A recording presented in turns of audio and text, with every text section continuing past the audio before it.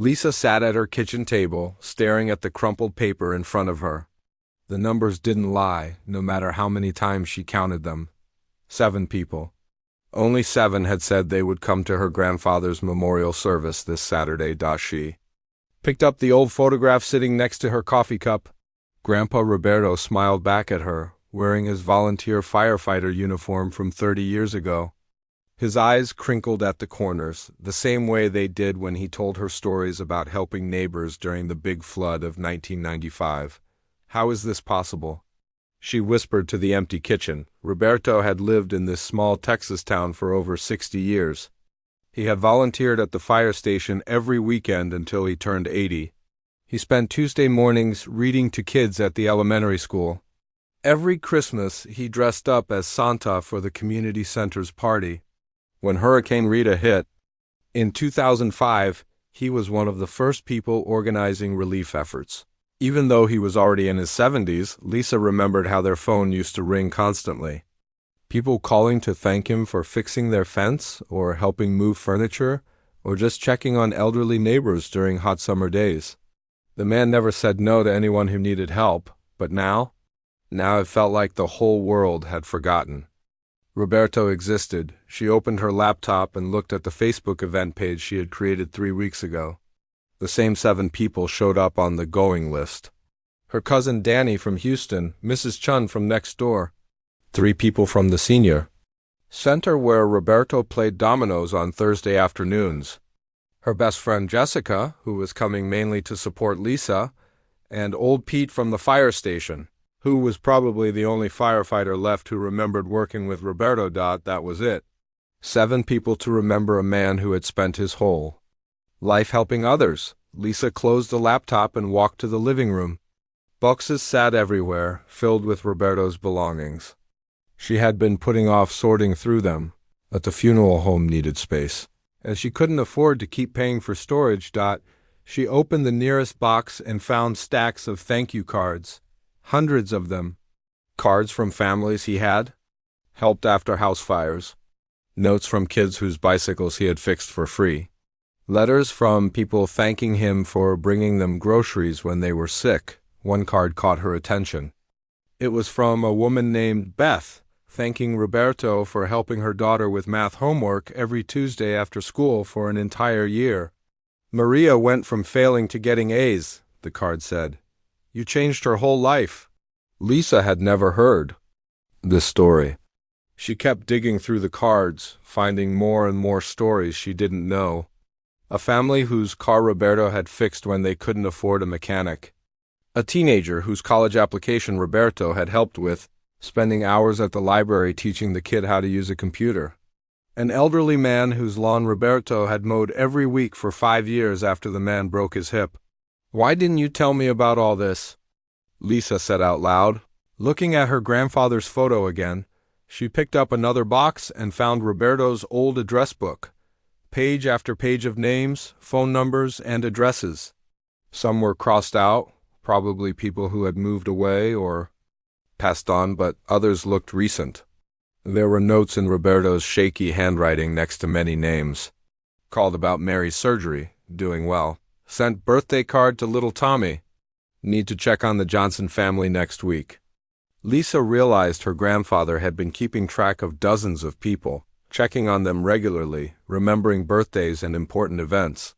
He had been like the unofficial mayor of kindness in their town. She grabbed her phone and started calling some of the numbers in the address book. The first few calls went to disconnected numbers or people who had moved away. But then she reached Mrs. Williams, whose name appeared on several thank you cards. Oh, honey, Mrs. Williams said when Lisa introduced herself. I am so sorry for your loss. Roberto was such a good man. I would love to come to the service, but I didn't know about it. When is it? Lisa explained about the memorial service on Saturday. Mrs. Williams promised to be there and said she would call her sister, who also knew Roberto from the community center. The next call went better too, and the next one. Each person Lisa spoke with had the same reaction. They were shocked Roberto had passed away. Sorry, they hadn't heard about the memorial service, and eager to attend. By dinner time, Lisa had made 23 calls. 18 people said they would definitely come. 5 more said they would try to make it. She was starting to feel hopeful, but then she did the math. Even with these new people, she was looking at maybe 30 people total.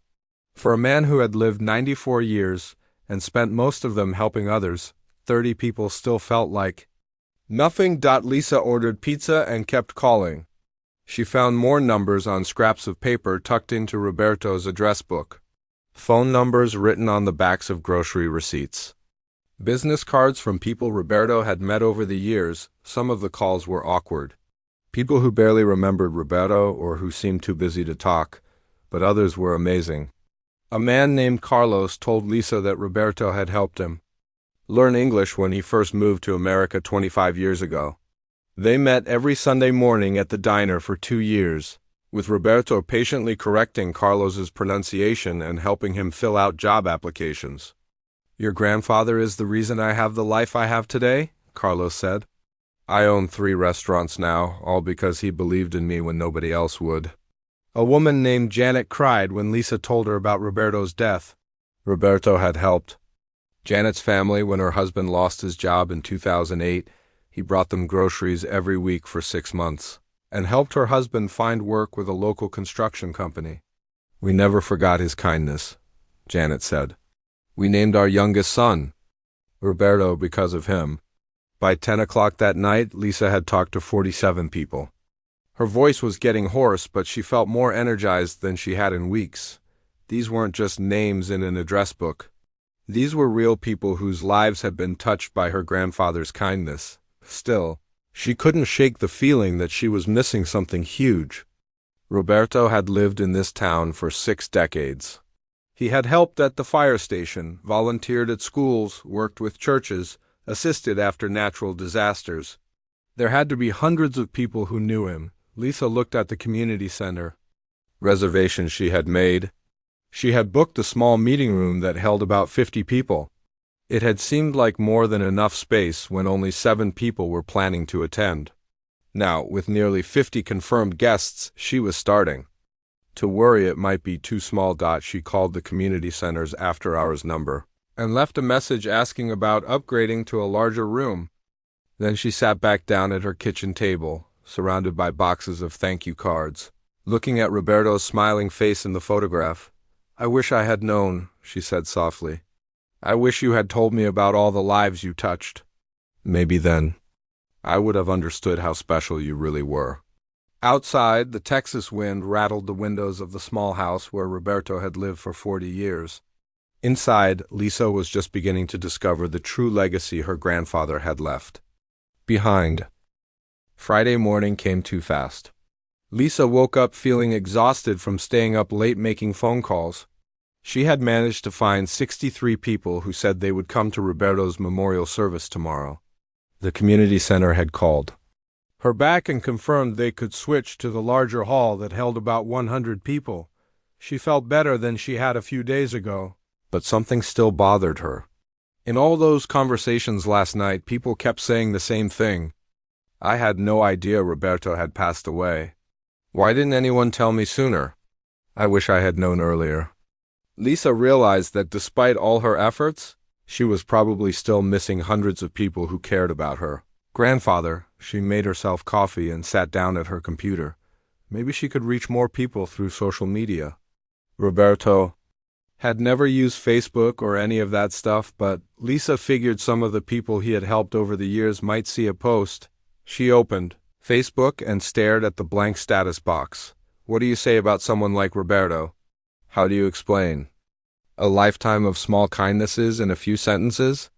Lisa started typing. "My grandfather Roberto passed away last week at age 94. He spent his whole life helping people in our community. But I'm realizing I don't know everyone whose life he touched. If you knew him, or if he helped you or your family in any way, please come to his memorial service tomorrow at 10 a.m. at the Riverside Community Center. I'd love to hear your stories about him." She attached the old photo of Roberto in his firefighter uniform and hit post. Within minutes, her phone started buzzing with notifications. Her friend Jessica had shared the post. So had her cousin Danny. Mrs. Chun from next door had somehow figured out how to share it too. even though she barely knew how to use Facebook. But then something unexpected happened. People Lisa didn't even know started sharing the post. Antonio Valdez was working his morning shift at a construction site in Phoenix when the post popped up in his feed. One of his crew members, Tommy, had shared it with a long comment. "This is the man who changed my life." When I was 15 and getting into trouble, Roberto spent every Saturday teaching me how to read properly. I was 3 years behind in school and heading nowhere fast. This man sat with me at the public library for 2 years straight, never missing a Saturday, never getting frustrated when I struggled with simple words. Because of him, I graduated high school, learned a trade, and built a successful business. I owe everything to Roberto. Antonio read Tommy's story twice. He had worked with Tommy for 8 years and never knew this history. Without thinking much about it, Antonio hit the share button. His construction crew worked all over Arizona and Texas. Maybe someone else in his network had known. This Roberto guy, 300 miles away in Denver, nurse Patricia Gonzalez, was on her lunch break when she saw the post appear in her feed. One of her friends from nursing school had shared it. Patricia didn't recognize the name Roberto at first, but when she saw the photo, memories came flooding back. She was 12 years old again, sitting in the hospital waiting room while her mother fought cancer. Roberto appeared every Tuesday afternoon like clockwork, carrying a thermos of homemade soup and a deck of cards. He never stayed long, just enough time to make sure Patricia had eaten something and to play a quick game of Go, fish to keep her spirits up during those endless chemo sessions. "Your mom is the strongest woman I know," he used to tell Patricia. "And you're going to be just like her someday." Patricia's mother had beaten the cancer and lived another 22 years before passing peacefully in her sleep. But Patricia never forgot the kind man who had showed up every week during the scariest time of her childhood. She shared the post in 3 different Facebook groups: her nursing school alumni group, her church group, and the neighborhood association where she lived. Along with the share, she wrote, "This man sat with a scared little girl every week while her mother fought cancer. He probably doesn't even remember me, but his kindness helped me get through the hardest time of my childhood. If you're in Texas tomorrow, please go honor this beautiful soul." Meanwhile, in Seattle, engineering manager David Chun was procrastinating on a work project by scrolling through Facebook when he saw Patricia's post. The name Roberto didn't mean anything to him, but something about the firefighter uniform in the photo looked familiar. David clicked on the original post and saw Lisa's message about the memorial service. He was about to scroll past when another shared version caught his eye. Someone had added their own story. "Roberto helped my family rebuild after a house fire in 1998. He worked for 3 straight weekends, refusing any payment and even organized other volunteers to help us." David's family had lived in that same Texas town in 1998. They had moved to Seattle the following year. But David suddenly remembered something his parents used to talk about. He called his mother. "Mom, do you remember when our kitchen caught fire when I was in high school? Was there a firefighter named Roberto who helped us?" His mother's voice got soft. "Oh, David, yes, Roberto. He wasn't even officially responding to the call, but he saw the smoke from down the street and came running. After the fire trucks left, he stayed and helped us figure out what to do. He connected us with people who could help with insurance claims, found us a contractor who wouldn't overcharge us, and even organized neighbors to bring us meals for 2 weeks. Did you ever thank him properly?" David asked. "We tried to. We invited him to dinner several times, but he always said helping us was thanks enough. Your father and I always regretted not doing something special for him before we moved." David looked at his computer screen again. Roberto's memorial service was tomorrow morning. It was a 6-hour drive from Seattle to that small Texas town. But David's weekend was free. "Mom, do you want to finally thank him properly?" By Friday evening, David and his parents were on the road to Texas. Back in the small town, Lisa's phone had become unusable. Facebook notifications were coming in faster than she could read them. The post had been shared over 2,000 times. Comments were pouring in from people all over the country, each one sharing a different story about Roberto. A woman from Austin wrote about how Roberto had changed her flat tire in a thunderstorm and refused to take money for gas. A veteran from Portland shared how Roberto had helped him find housing when he came back from deployment. A teacher from San Antonio told how Roberto had volunteered to help struggling students with reading, driving 40 minutes each way twice a week for an entire school year. Lisa's cousin Danny called her around 8 o'clock. "Lisa, have you seen what's happening online? This thing is going crazy. People are sharing stories about Uncle Roberto from all over the place. My friend in Dallas said 3 of his coworkers are planning to drive down tomorrow morning." Lisa felt overwhelmed. She called the community center again. "Hi, this is Lisa Rodriguez. I have the memorial service booked for tomorrow morning. I think I might need to upgrade to your biggest space. How many people are you expecting now?" The manager asked. Lisa looked at her phone where notifications were still coming in every few seconds. "I honestly have no idea. Maybe a few hundred?" "I really don't know." The manager was quiet for a moment. "Let me make some calls. We might need to open up the main hall and set up overflow seating in the lobby. Can you get here early tomorrow to help coordinate?" After Lisa hung up, she sat on her couch surrounded by boxes of Roberto's belongings, watching her phone light up with stories from strangers. Each story revealed another piece of her grandfather's life that she had never known about. Roberto had helped a teenage mother finish high school by babysitting her daughter twice a week. He had organized a fundraiser for a family whose son needed expensive medical treatment. He had taught English to new immigrants every Sunday morning at the library. He had delivered groceries to elderly neighbors during the pandemic, leaving bags on doorsteps with handwritten notes. The more Lisa read, the more she realized that Roberto had been living a completely different life than the one she had known about. To her, he was just her grandfather who told funny stories and made the best pancakes in Texas.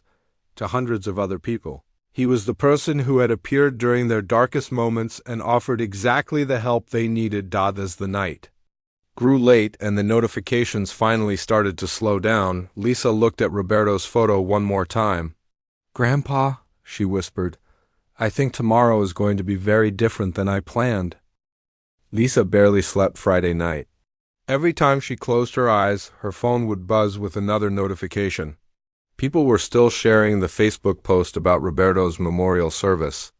Comments kept pouring in from strangers telling stories she had never heard before. At 3 in the morning, she gave up trying to sleep and made coffee. She sat at her kitchen table reading through hundreds of messages. A woman from Oklahoma had written about how Roberto helped her family during the ice storm of 2011, bringing them blankets and hot food when their power was out for a week. A man from Louisiana shared how Roberto had driven 6 hours to attend his wedding, simply because he had promised the man's late father he would look out for his son. The stories kept getting more incredible. Roberto had apparently helped organize disaster relief after Hurricane Katrina, personally driving supplies to New Orleans 3 different times. He had mentored troubled kids through a program Lisa had never heard of.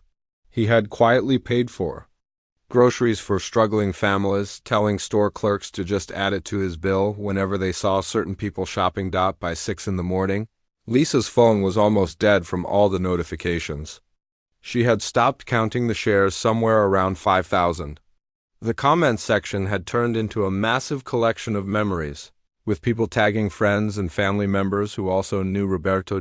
She drove to the community center at 7 a.m., 2 hours before the memorial service was supposed to start. The parking lot was already half full. Lisa sat in her car for a moment, staring at all the vehicles.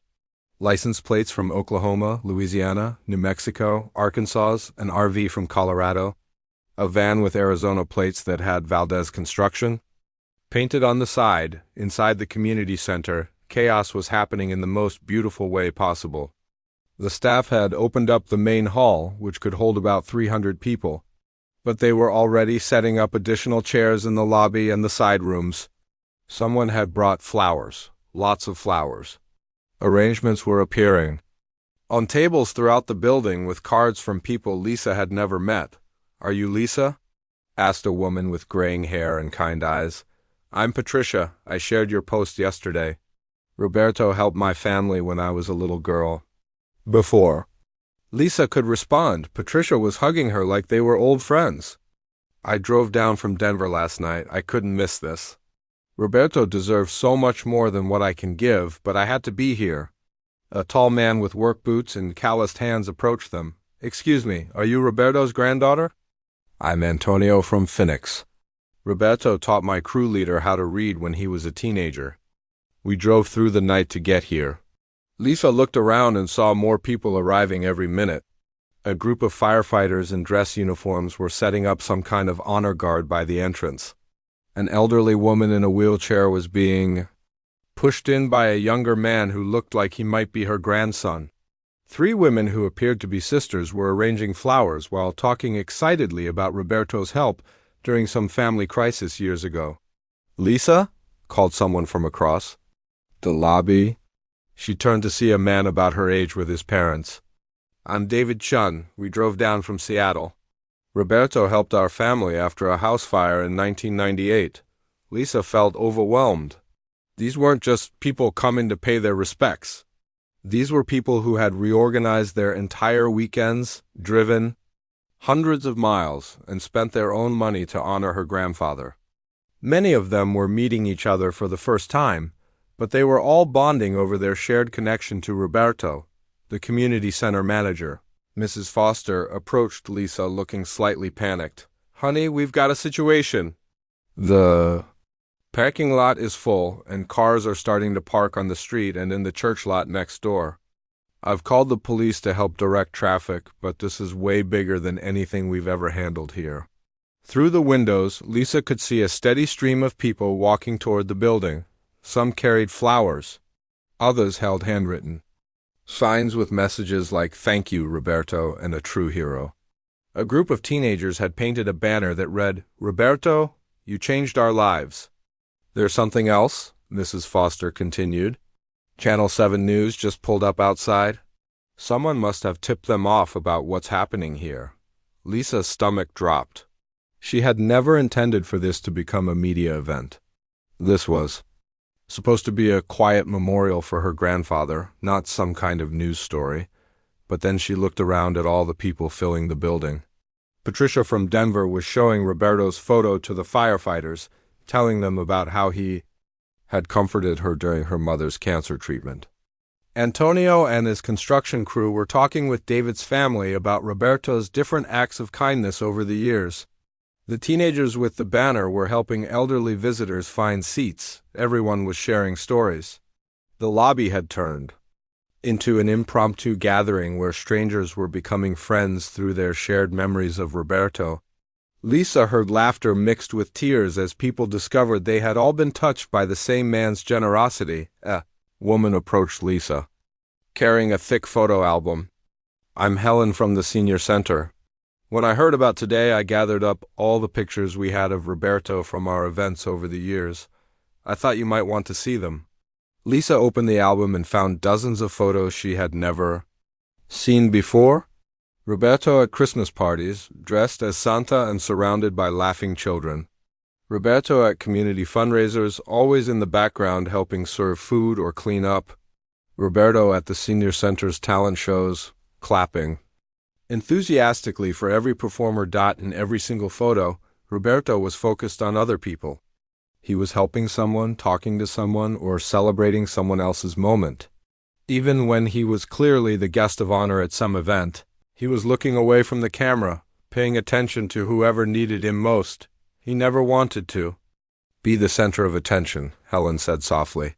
He always said the best part of any event was watching other people have a good time. By 9:30, 30 minutes before the service was supposed to start, the community center was beyond capacity. People were standing in every available space. The staff had opened up the kitchen area and the children's playroom to accommodate everyone. They had set up speakers throughout the building so people could hear from wherever they were. Lisa stood at the front of the main hall, looking out at a sea of faces she mostly didn't recognize.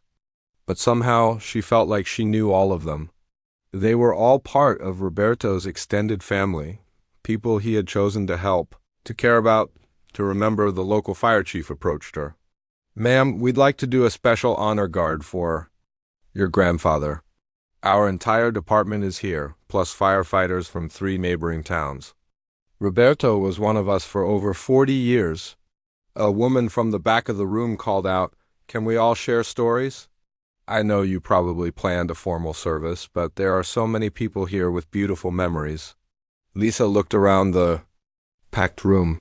She had prepared a short speech about Roberto's life, but that seemed silly now. These people had lived Roberto's life alongside him. They were the real story.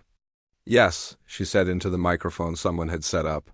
"Let's share stories. Let's tell everyone who Roberto really was."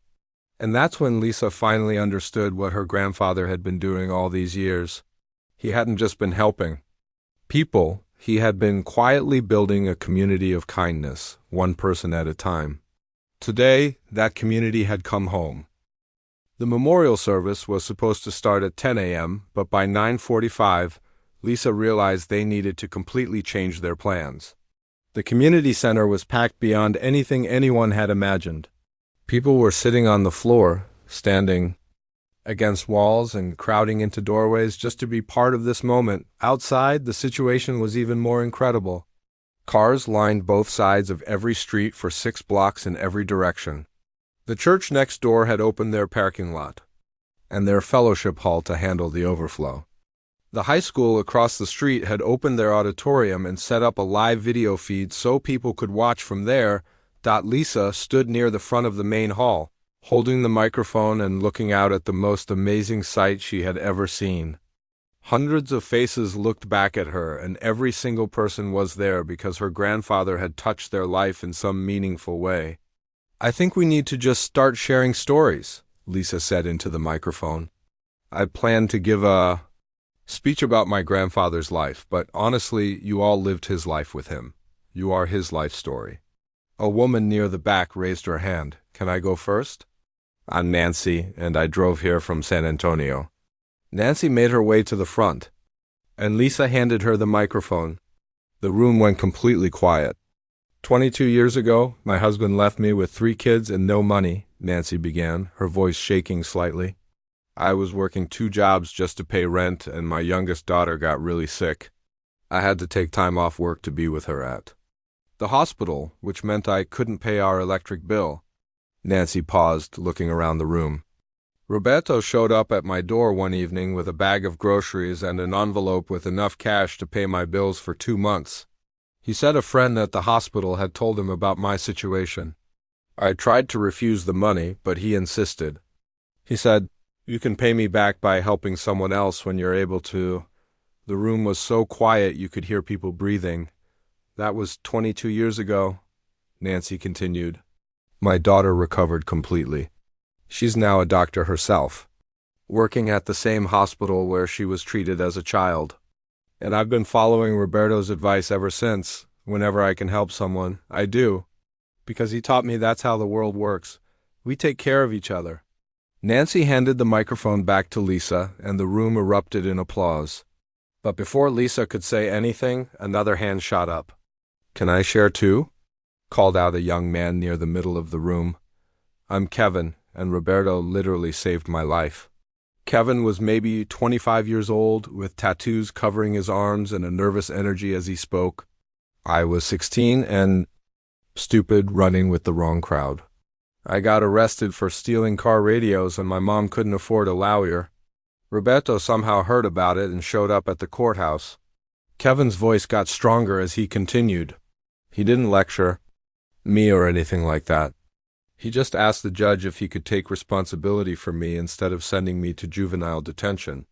He said he'd make sure I stayed out of trouble." Lisa watched as Kevin wiped his eyes with the back of his hand. "For the next 2 years, Roberto made me work at the fire station every Saturday. Not as punishment, but as a job. He paid me fair wages to help maintain the trucks and equipment. He taught me responsibility, showed me what it meant to serve other people. When I turned 18, he helped me get into the community college automotive program."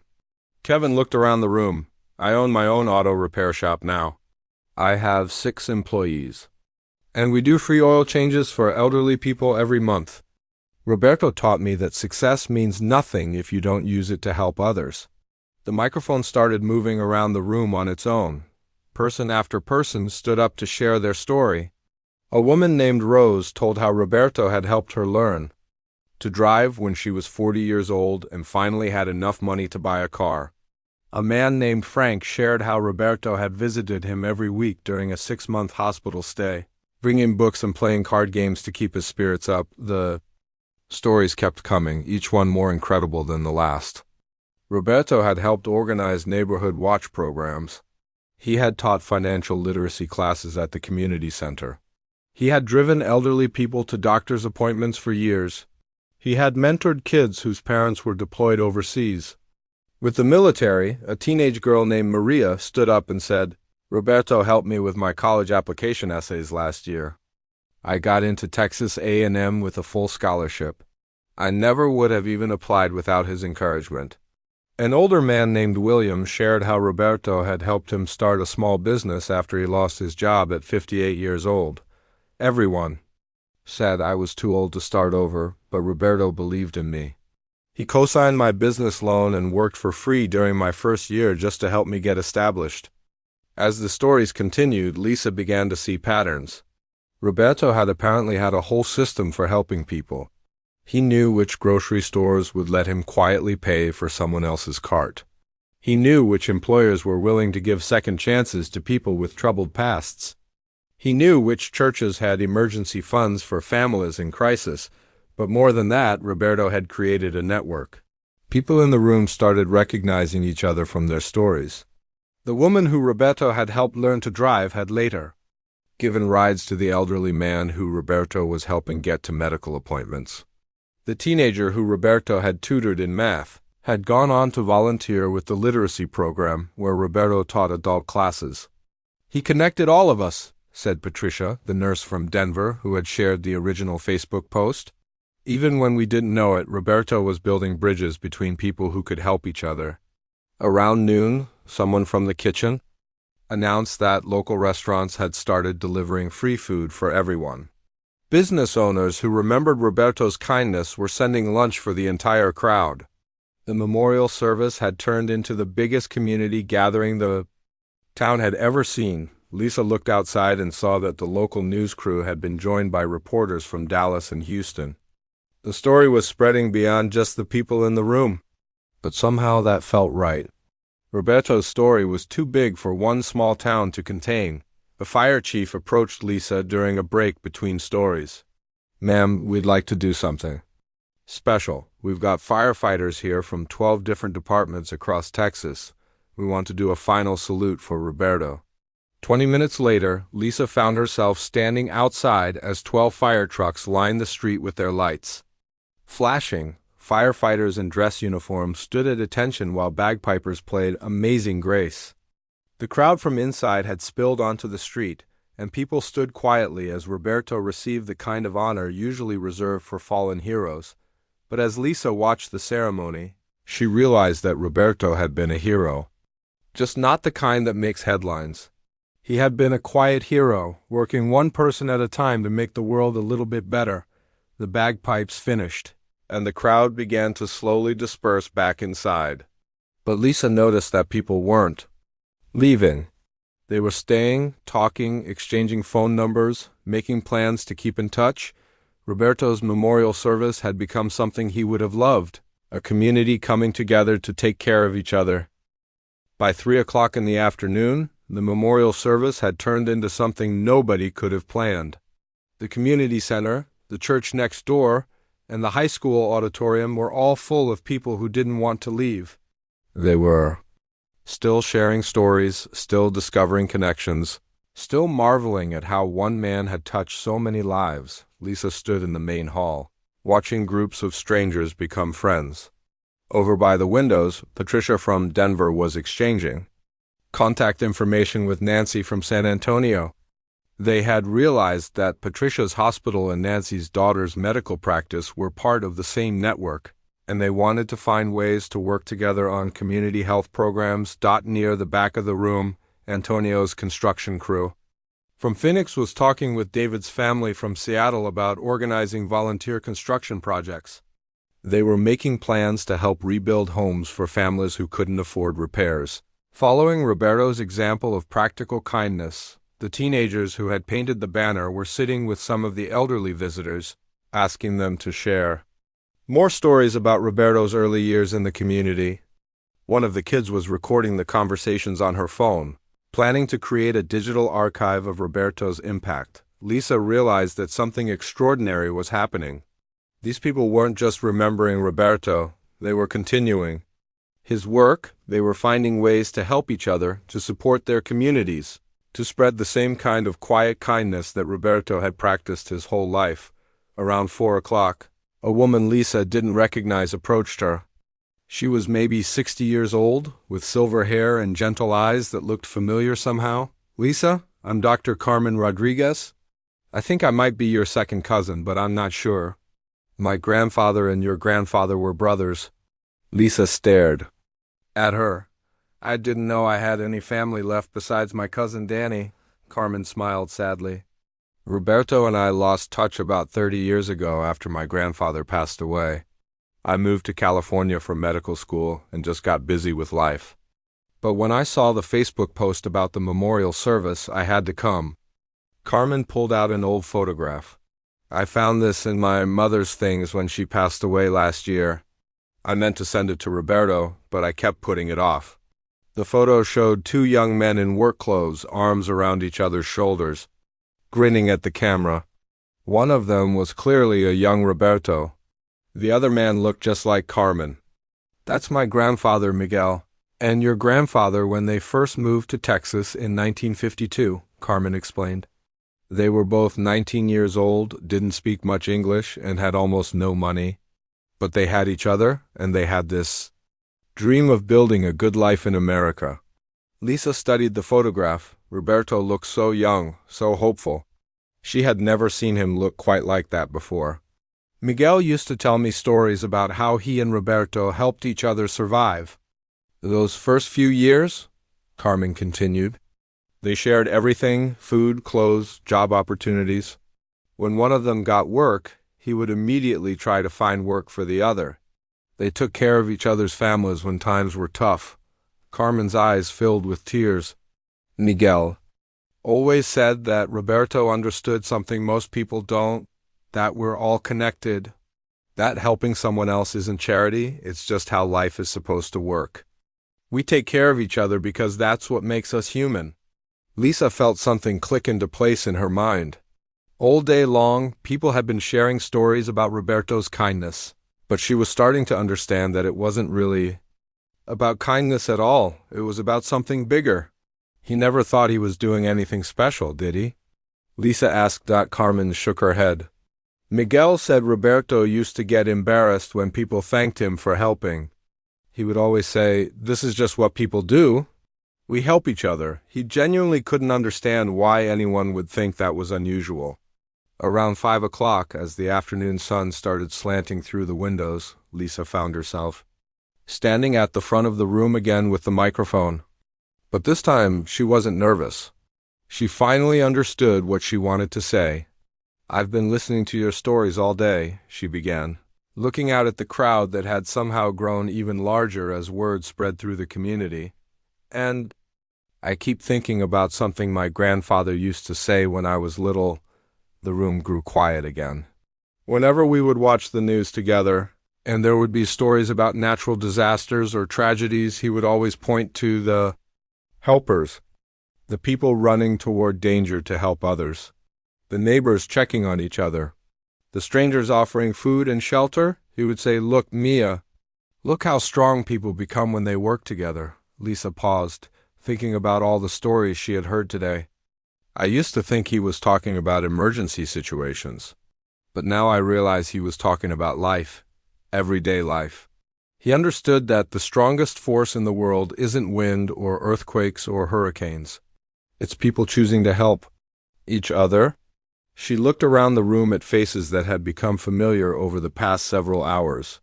"Every story I've heard today is about connection. Roberto helped Nancy pay her bills, and now Nancy helps other families in crisis. He taught Kevin responsibility, and now Kevin provides jobs for other people. He encouraged Maria to apply for college, and now she's going to become someone who helps others achieve their dreams. Lisa's voice grew stronger.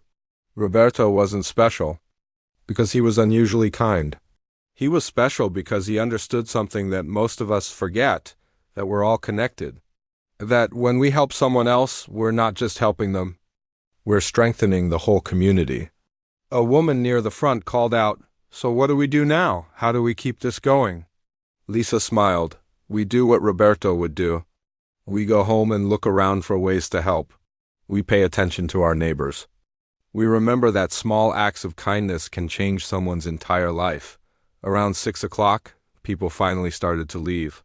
But they weren't just leaving, they were making plans.